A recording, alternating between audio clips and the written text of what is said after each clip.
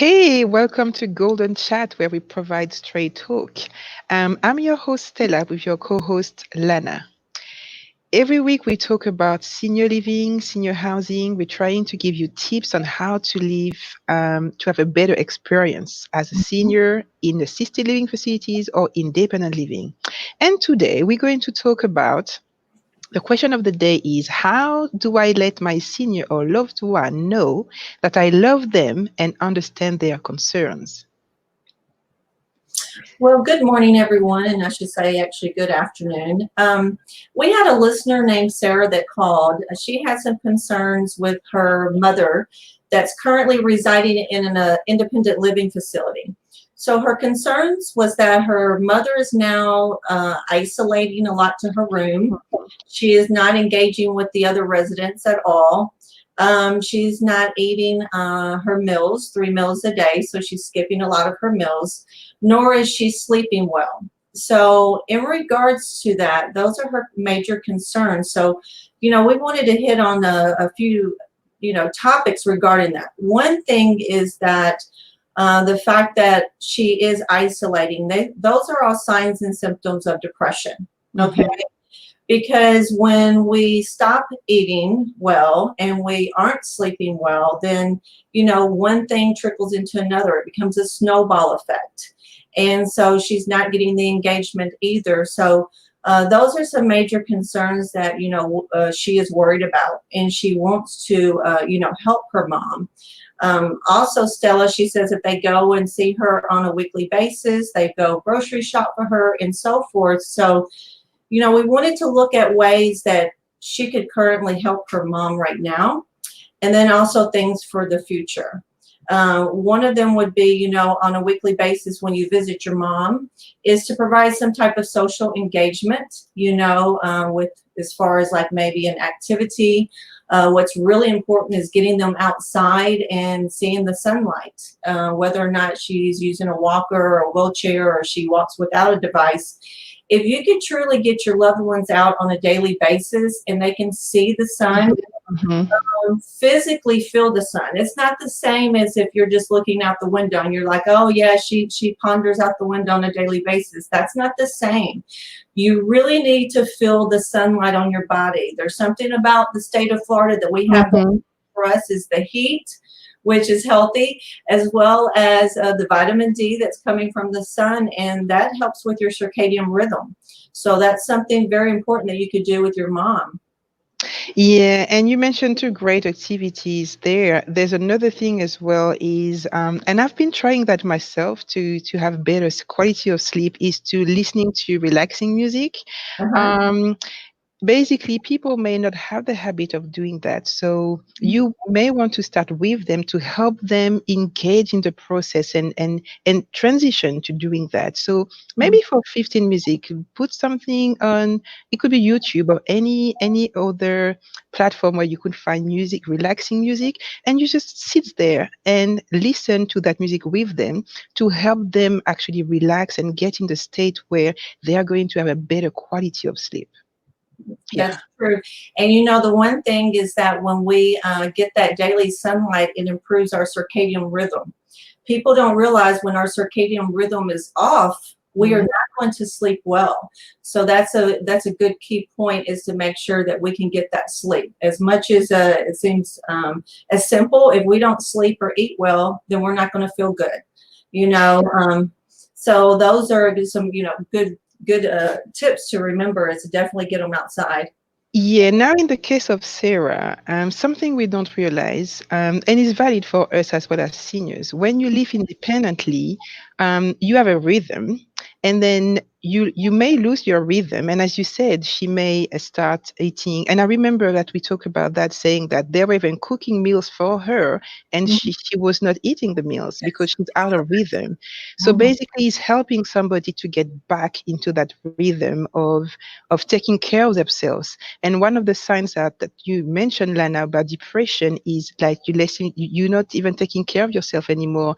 And it could be many reasons because you may not be able to, or because you may not understand that if you don't sleep properly, and that is valid for us as well, and if you do not eat properly, you're going to slowly get to that stage of the initial state of depression, because your body needs all of that to be functioning properly.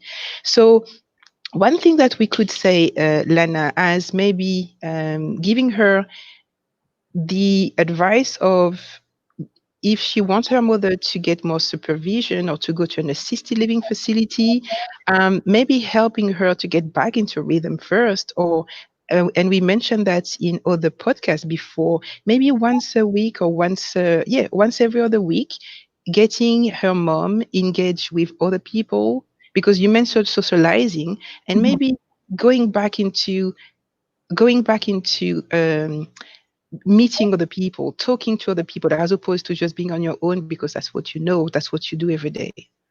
Yeah, and just like when she goes to visit, take your mom to the common areas of the independent living facility and maybe take a puzzle out there, some cards, or even some pictures to reminisce about the family photos. But all of that's real important while you're trying to help her transition, because an assisted living facility Yes.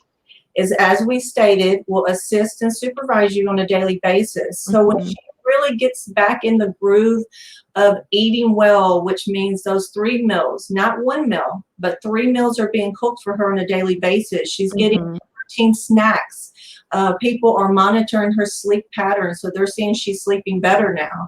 She's eating better. You're going to see that a lot of times these signs and symptoms of depression are going to be lifted, because when she starts participating in activities, eating better, sleeping better, that's all going to improve her serotonin, her dopamine levels naturally. And you're going to see her actually improve, her well-being of health improve when she does finally get that assistance she needs. But in the meantime, trying to help her, like Stella and I are talking about, with basically it's called music therapy, provide Mhm. Yes. going to be stimulating to her, activities, getting her back into socializing with the residents there in the independent living facility. So when she does transition, she'll feel comfortable with those residents at that facility. But that's, it's very, very important to monitor her well-being, and hopefully, Sarah, get her transitioned into a facility that's going to provide her that Yes. daily care that she needs.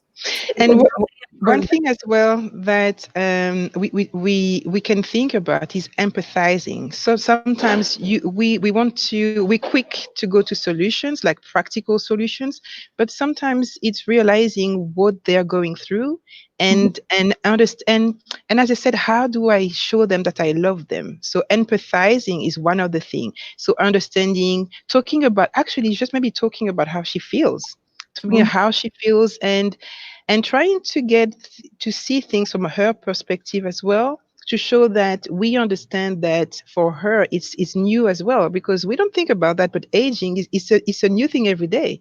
Nobody trained you or prepare you to age. So And every transition that you go through in your life is a change. it And is. whenever there's a change, it's going to stimulate stress. And Yeah. that stress is going to, again, it's going to trickle down into another sign or symptom of a feeling of anxiety, Mhm. Mhm. depression, sadness. And, what I love about, offering those people, the assistance that they need, that you will truly see your mom improve. And unfortunately, with this decline that she's having, she does need more supervision and assistance. And I hope that, you can get her there as smoothly as possible.